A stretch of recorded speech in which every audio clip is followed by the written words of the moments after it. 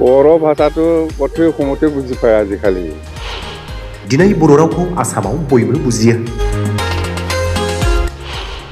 गुबुन गुबुन मोनथाम जायगायाव मख'जाथाव मावथांखिनि अन्थाइ खाम्फा गायसङो। बिटिसिनि जौगानायनि सायाव नांथाबनानै दं बिटिसिनि गाहाय हाग्रामा महिलारि। बिटिसिनि गाहाय हाग्रामा महिलारिया दिनै मोनथाम गाहाय हाबाफारिनि थाखाय अन्थाइ खाम्फा गायसङो।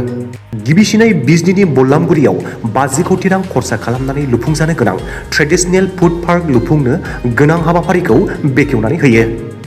बेनि उनाव बिटिसिनि गाहाय हाग्रामा महिलारिया काजलगांव जिल्लानि गाहाय मावख'आव 30 कोटी रां खरसा खालामजानानै लुफुंजानो गोनां उदांस्रिनि आलारि प्रेमसिंह ब्रह्म अडिट'रियामखौ अन्थाइ खाम्फा बेखेवो आरो जोबनायाव 50 कोटी रां खरसा खालामनानै भुटाननि सिमनायाव थानाय दादगिरियाव लुफुंजानो गोनां बड'लेण्ड इक' रिजर्टखौ बेखेवो।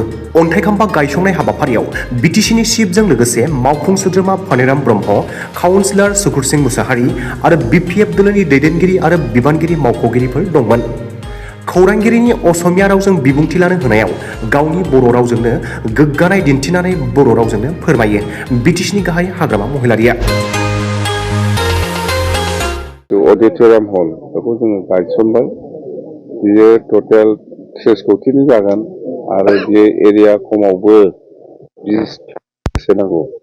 न'नि एरियानो 7-8 बिगा। जायखिजाया एरिया जेराव दा गायसनदों PWDनि हा बे एसे फिसाद्राय जागोन। जोङो जायगाखौ सोलायफिननो नागिरदों खोथाया बेनो।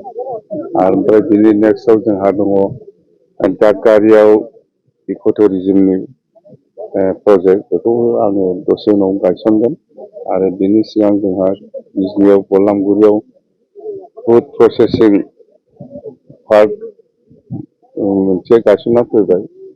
जायखिजाया बेफोरो गभर्नमेन्ट अफ इन्डिया आरो गभर्नमेन्ट अफ आसामनि प्रजेक्ट। टटेल जोङो मोनफ्रोमबो जिल्लायावनो जिखिनि फैसा सेंसन जादों जों बेखौ गायसनगासिनो दं। खोथाया बेनो। बर' टु ट्रेन्सफार कर अসমীয়া सब जाम्बा सबै बुझি পায় আজিকালি অসমৰ মানুহ সবেই বুঝি পায় না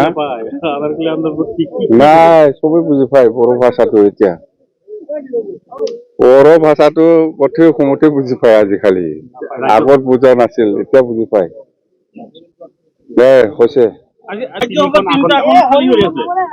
আমার কি রাজ্যসভার কি দরকার আছে আমার কি বিটিসি হয়েছে তো বিটিসিটোহে মেইন আমি পালেও না পালেও একো অসুবিধা নাই আমার মেইন সমস্যাটো আছে বিটিসি উন্নতি হলে হল দিল্লিত যায় বা দিছপুৰত যায় আমার কি আছে বিটিসি আমি পঠাব লাগে পঠাই দিম বাস এটা বিটিসি মেইন